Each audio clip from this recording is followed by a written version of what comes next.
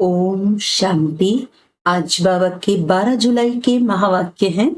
बाबा ने कहा, मीठे बच्चे, तुम्हें साहिबजादे सुशहजादे बनना है। इसीलिए याद की यात्रा से अपने विकर्मों को भस्म करो। प्रश्न है, किस एक विधि से तुम्हारे सब दुख दूर हो जाते हैं? उत्तर है, जब तुम अपनी नजर बाप की नजर से मिलाते हो तो नजर मिलने से तुम्हारे सब दुख दूर हो जाते हैं, क्योंकि अपने को आत्मा समझकर बाप को याद करने से सब पाप कट जाते हैं। यही है तुम्हारी याद की यात्रा। तुम देह के सब धर्म छोड़ बाप को याद करते हो, जिससे आत्मा सतो प्रधान बन जाती है। तुम सुख धाम के मालिक बन जाते हो। ओम शांति। शिव भगवानु वाच्य, अपने को आत्मा समझकर बैठो।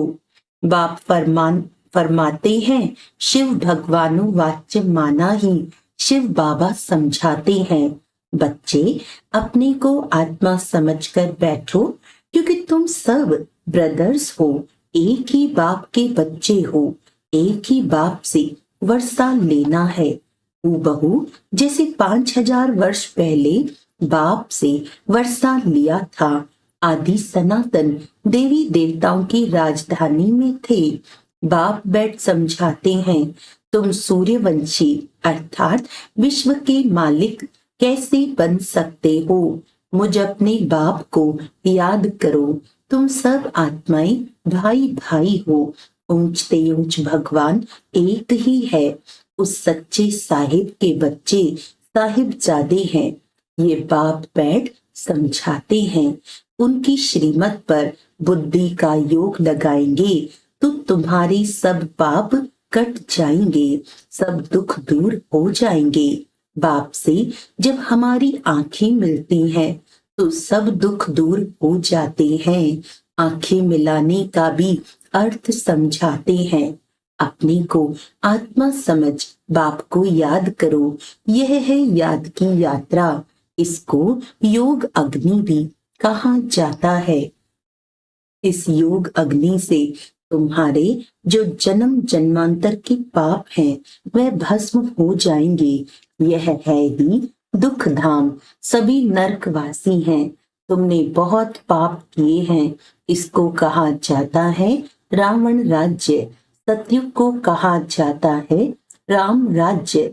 तुम ऐसे समझा सकते हो। भल कितनी भी बड़ी सभा बैठी हो, भाषण करने में हर्जा थोड़ी है। तुम तो भगवानुवाच्य कहते रहते हो। शिव भगवानुवाच्य, हम सब आत्माएं उनकी संतान हैं, ब्रदर्स हैं। बाकी श्री कृष्ण की कोई संतान थे ऐसे नहीं कहेंगे। न इतनी रानियां ही थी। श्री कृष्ण का तो जब स्वयंवर होता है नाम ही बदल जाता है। हाँ, ऐसे कहेंगे लक्ष्मी नारायण के बच्चे थे। राधे कृष्ण ही स्वयंवर के बाद लक्ष्मी नारायण बनते हैं। तब एक बच्चा होता है, फिर उनकी डायनेस्टी चलती है। तुम बच्चों को अब मामेकम याद करना है।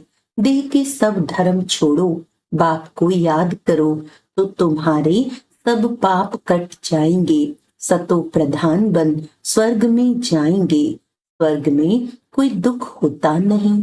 नरक में अथाह दुख है। सुख का नामो निशान नहीं। ऐसे युक्ति से बतलाना चाहिए।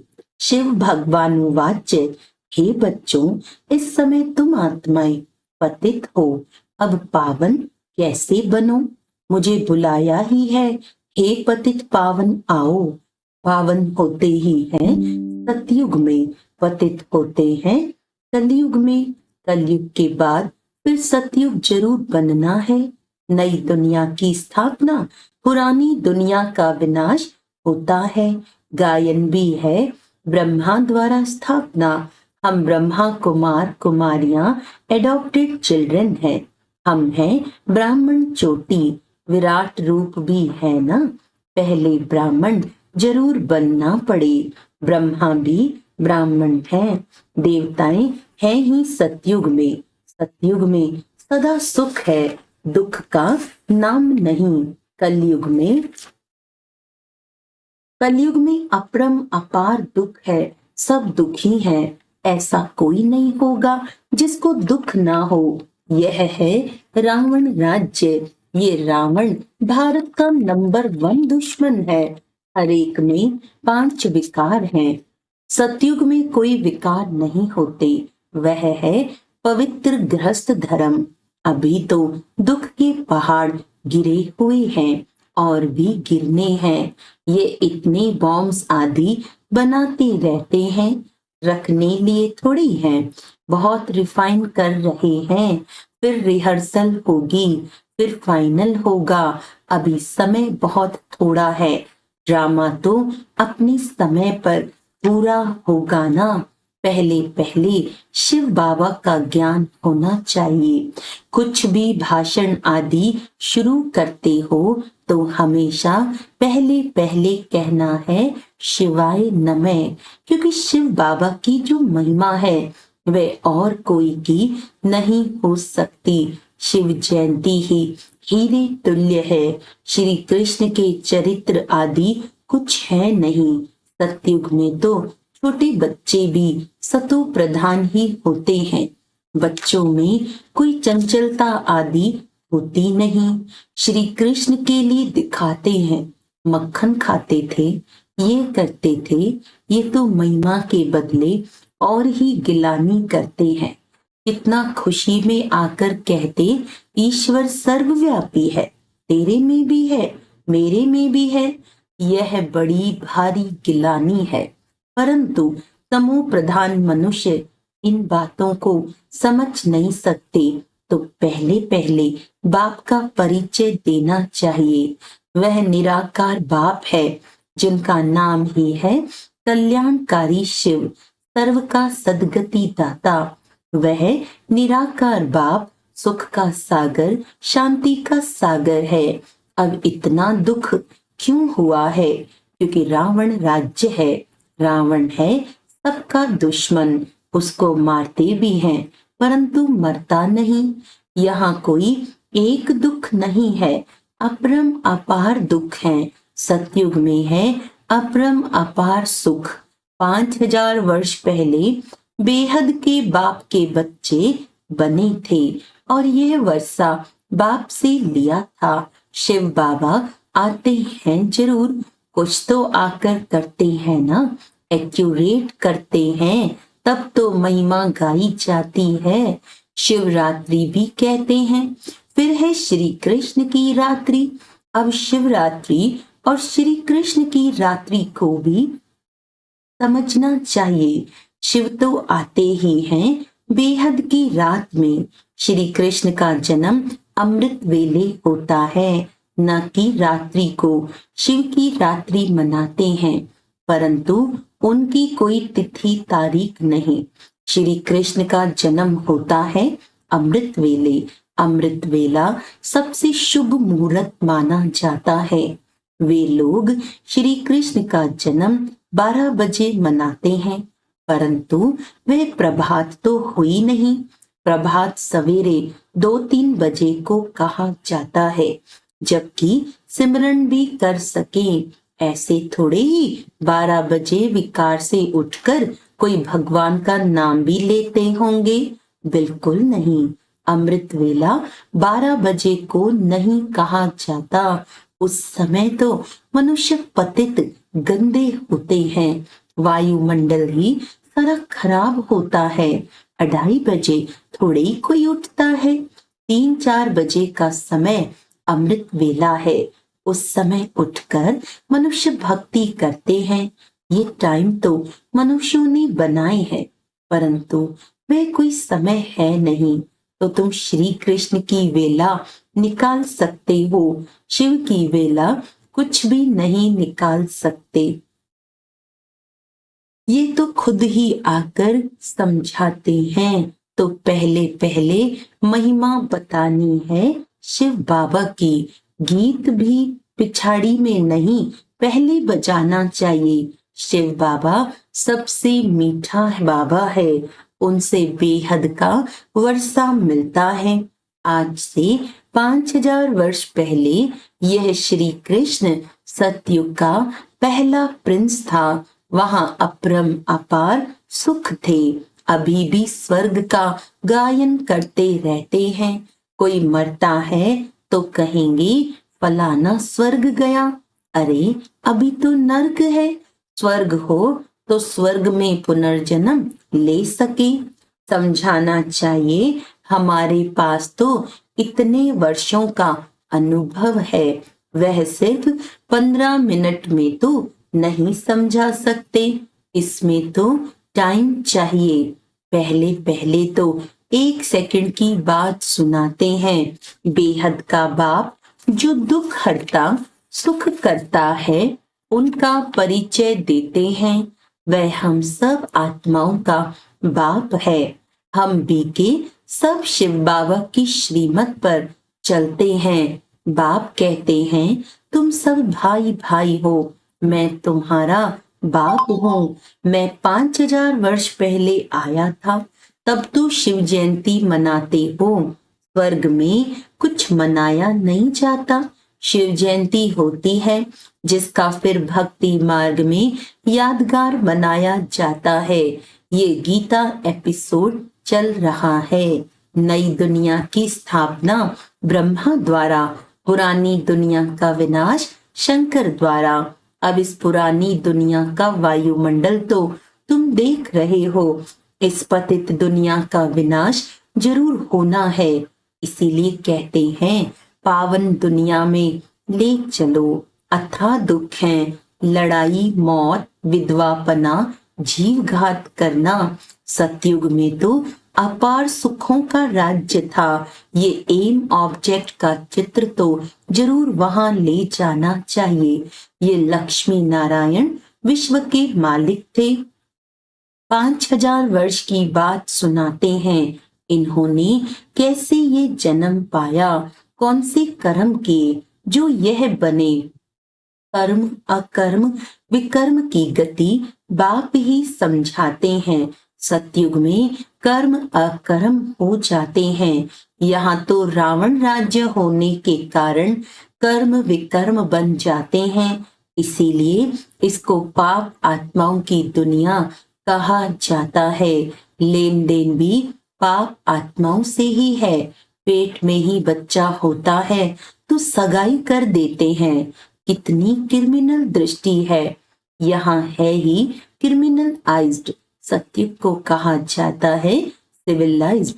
यहाँ आंखें बहुत पाप करती हैं, वहां कोई पाप नहीं करते। सतयुग से लेकर कलयुग अंत तक हिस्ट्री ज्योग्राफी रिपीट होती है। यह तो जानना चाहिए ना, दुखधाम सुखधाम क्यों कहा जाता है। सारा मदार है पतित और पावन होने पर। इसीलिए बाप कहते हैं काम महाशत्रु है, इसको जीतने से तुम जगत जीत बनेंगे। आधा कल्प पवित्र दुनिया थी जिसमें श्रेष्ठ देवता थे। अब तो भ्रष्टाचारी हैं। एक तरफ कहते भी हैं ये भ्रष्टाचारी दुनिया है, फिर सबको श्री श्री कहते रहते। जो आता है वे बोल देते हैं। यह सब समझना है। अब तो मौत सामने खड़ा है। बाप कहते हैं माँ में कम याद करो तो पाप कट जाएंगे। तुम सतो प्रधान बन जाएंगे, सुख धाम के मालिक बनेंगे। अभी तो है ही दुख। कितना भी वे लोग कॉन्फ्रेंस करें, संगठन करें, परंतु इनसे कुछ होना नहीं है। सीढ़ी नीचे उतरते ही जाते हैं। बाप अपना कार्य अपने बच्चों द्वारा कर रहे हैं। तुमने पुकारा है पतित पावन आओ, तो मैं अपने समय पर आया हुआ हूँ। यदा यदा ही धर्मस्य, इसका अर्थ भी नहीं जानते। बुलाते हैं तो जरूर खुद पतित हैं। बाप कहते हैं रावण ने तुमको पतित बनाया है, अब मैं पावन बनाने आया हूँ। वे पावन दुनिया थी, अब पतित दुनिया है। 5 विकार सब में हैं। अपरम अपार दुख हैं, सब तरफ अशांति ही अशांति है। जब तुम बिल्कुल तमो प्रधान पाप आत्मा बन जाते हो, तब मैं आता हूँ।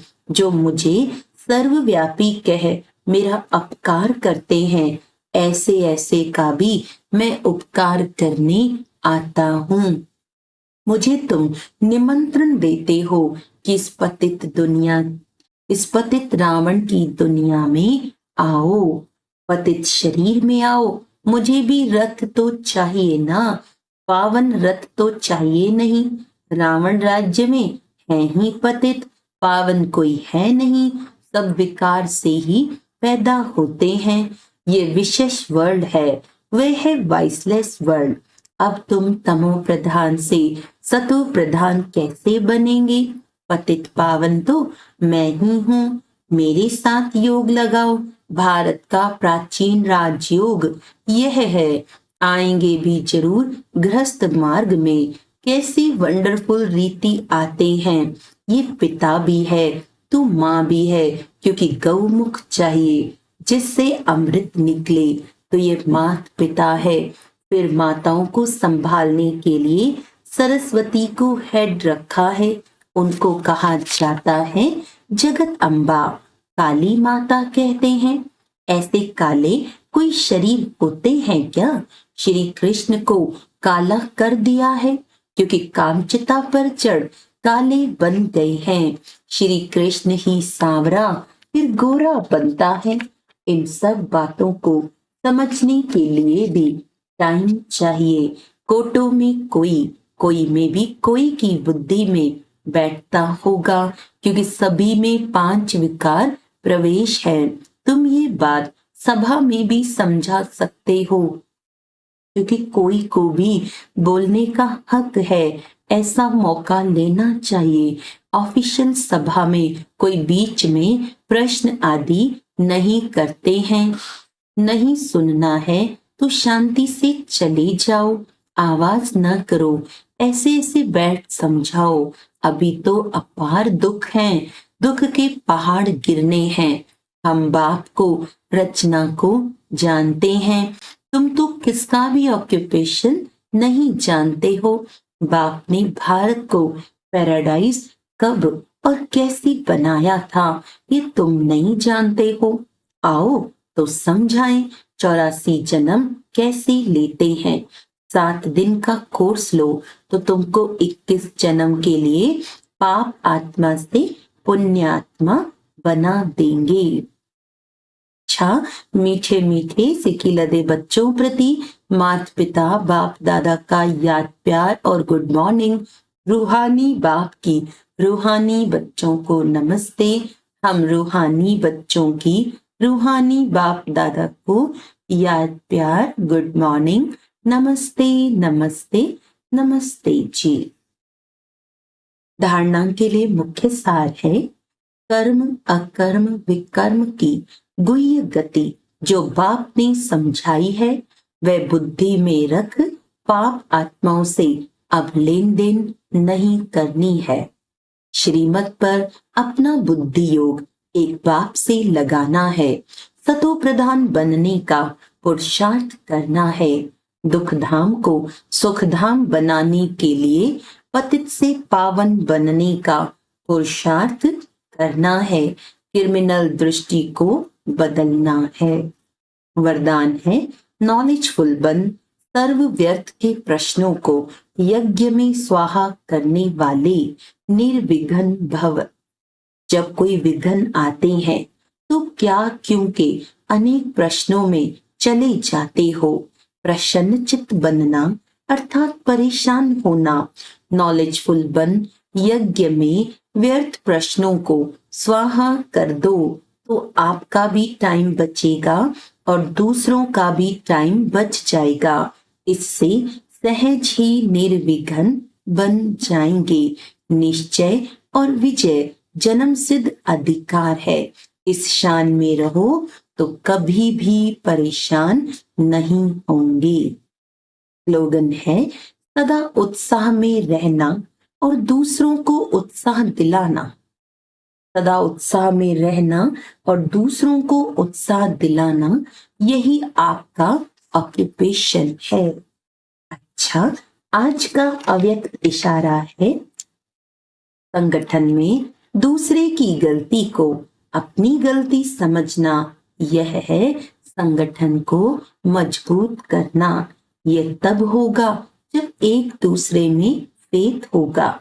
इसमें समाने की शक्ति भी जरूर चाहिए। देखा और सुना, उसको बिल्कुल समाकर वही आत्मिक दृष्टि और कल्याण की, वह एक दूसरे के प्रति रहम की भावना रहे, तब कहेंगे परोपकारी आत्मा।